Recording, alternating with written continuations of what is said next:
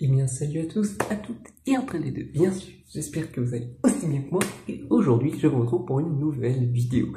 Et celle-ci fait suite à la vidéo sur ça, qui est celle-ci. Cette vidéo sur cette liseuse. Et du coup, maintenant, je vous parle de celle-ci. La Vivio Color. C'est pour ça, oui, les couleurs grisonnantes et tout.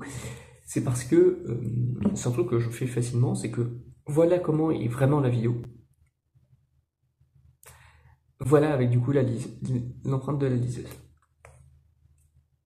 Bref, tout ça donc pour vous dire que cette vidéo est faite sur cette liseuse que j'ai du coup maintenant depuis un an. Donc je dis directement, cette vidéo est la première vidéo d'une trilogie. Donc oui, vous avez cette vidéo, vous aurez celle-ci dans une semaine, et dans 2 semaines vous aurez celle-ci. Voilà, je n'en dis pas plus. Vous comprendrez. Évidemment, du coup, je vous ai un peu caché ce que seront ces vidéos-là, mais j'espère que ça vous plaira. En tout cas, du coup, parlons donc principalement de la Vivio Color. Pour l'instant, dans cet ensemble de liseuses, voilà, c'est de très loin ma préférée. Une fois de plus, je le rappelle, quand j'en avais parlé pour la première fois, du coup, dans cette vidéo, mes 4 liseuses donc, je préférais celle-ci, à part avec le branchement. Et c'est encore un peu le cas. Faut le reconnaître que c'est toujours un problème que j'ai avec celle-ci, parce que j'aime toujours autant ses touches, le fait qu'il y ait d'autres applications disponibles, mais que le fait que ce soit en micro USB et pas en USB type C, c'est vraiment dommageable. Je ne retirerai toujours pas ce point un an après. Pourtant, je dois bien reconnaître que toutes ces fonctions finalement me conviennent et me font que prendre un nouveau chargeur, un en plus, vu que les autres sont toutes en USB type C, au final, ce n'est pas un mal. Ça ferait que vraiment, j'ai une liseuse qui est importante en fait. Parce que, même si du coup ça peut paraître absurde, oui, du coup, à chaque fois que je prenais une liseuse supplémentaire, en fait, le truc que j'avais, c'est que, oui, je rajoutais une utilité supplémentaire à mes liseuses. C'est vrai.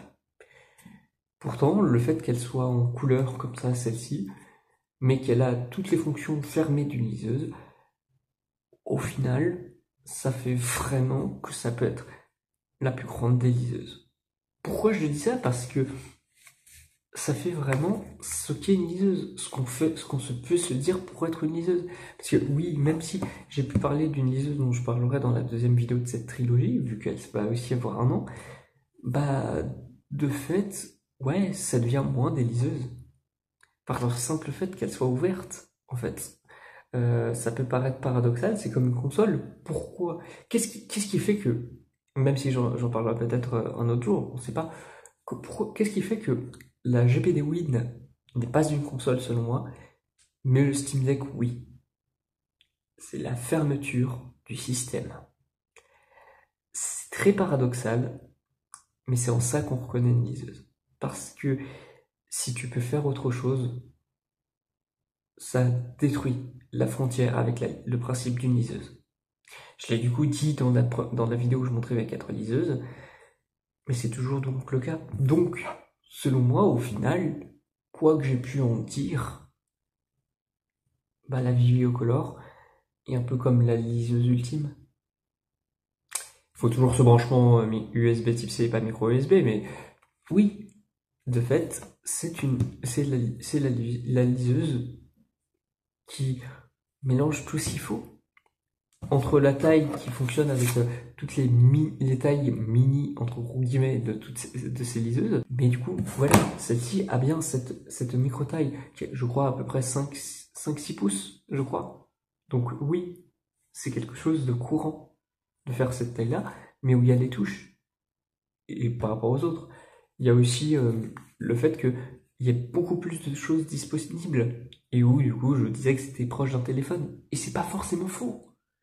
Mais le fait que ce soit toujours aussi fermé, mais en même temps assez ouvert avec les fichiers, là où celles-ci, elles sont totalement fermées, encore plus celle-ci, encore plus la Kindle, de fait, c'est ce qui rompt un peu cette frontière. C'est-à-dire qu'avec celle-ci, j'ai pu rajouter des livres tiers mais beaucoup mieux, et où la lecture de PDF est beaucoup plus fluide. Alors, ça reste de la lecture de PDF sur une liseuse. Faut vraiment être franc là-dessus.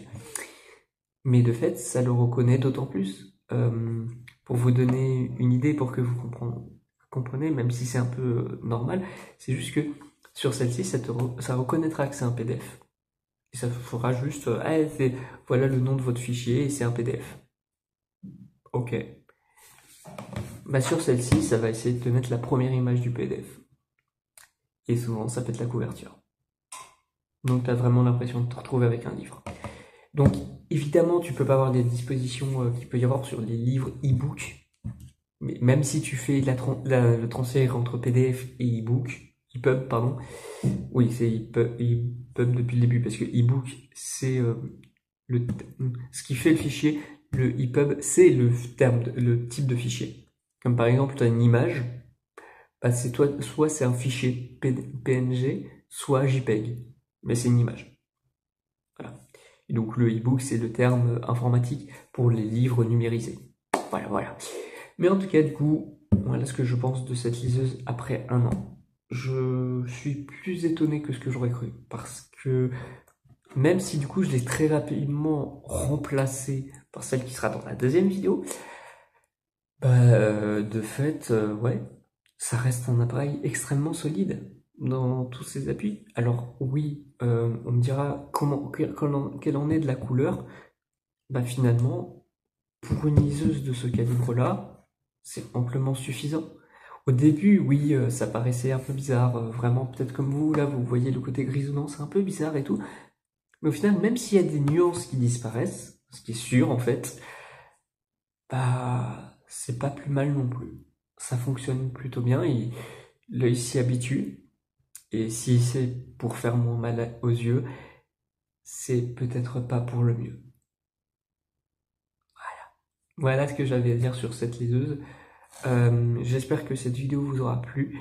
Moi, j'ai pris du plaisir à le faire, donc j'espère que vous avez pris autant de plaisir à la regarder. Dans tous les cas, moi je vous retrouve du coup pour la deuxième partie de cette trilogie, la troisième, ou quelle que soit notre vidéo que vous voulez, quel que soit le mieux, je n'en ai rien à faire. Vous faites bien ce que vous voulez. Moi, je ne fais que du contenu pour faire du contenu.